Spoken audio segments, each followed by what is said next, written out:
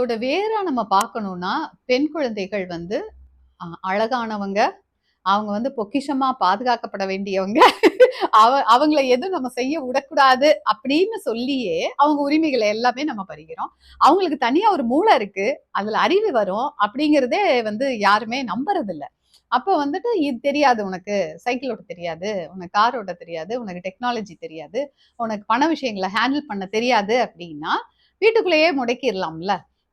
அப்ப இவங்க சொல்றதெல்லாம் கேட்டுட்டு எல்லாத்துக்குமே இவங்கள சார்ந்து இருக்கிற ஒரு மனநிலையை தான் இங்க உருவாக்குறாங்க. அது எந்த ஆணா வேணா இருக்கட்டும்.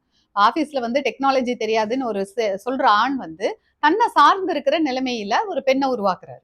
ஆனா நான் பாத்துக்கிறேன் அப்படிங்கிறப்ப அந்த ஆணுக்கு பயம் வருது. இந்த பெண் வந்து சுதந்திரமாக செயல்படுறாளே, தற்சார்போட இருக்கிறாளே, நமக்கு ஒரு காம்படிட்டரா இவ வந்துடுறாளே அப்படிங்கிறது தான். இது எல்லா இடத்துலயுமே நான் பாக்குறேன்.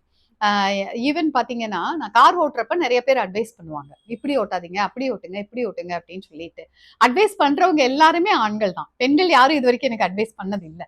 அப்போ அவங்களோட ஏரியால நான் வந்துட்டேன் அப்படின்னா அவங்களோட உதவிய நாடிதான் நான் இருக்கணும் அப்படிங்கிற நிலையை உருவாக்கணும் அப்படின்னு சொல்லிட்டு அவங்க ஒரு ஒரு முயற்சி எடுக்கிறாங்க. இது வந்து ரொம்ப தப்பான ஒரு விஷயம். ஈவன் ட்ரக்கிங்லயே நான் பார்த்திருக்கேன். ட்ரக்கிங் எல்லாம் நான் போறப்ப ஆண்கள் இருப்பாங்க, பெண்கள் இருப்பாங்க. அப்போ ஒரு பெண் கை கொடுத்து ஒரு ஆணை தூக்கி விடுறத பெருசா ஆண்கள் வந்து விரும்புறதில்ல. நான் ரொம்ப பலசாலி, ட்ரக்கிங்ல நான் வேணா உனக்கு ஹெல்ப் பண்றேன், ஆனா நீ வந்து எனக்கு ஹெல்ப் பண்றத நான் எப்படி ஏத்துக்க முடியும் அப்படிங்கிறது தான் எல்லா இடத்துலயுமே இருக்கு. அப்ப பெண்ணை வந்து தற்சார்போட எங்க விடாம பண்றதுதான் உனக்கு எதுவும் தெரியாது அப்படின்னு சொல்றது.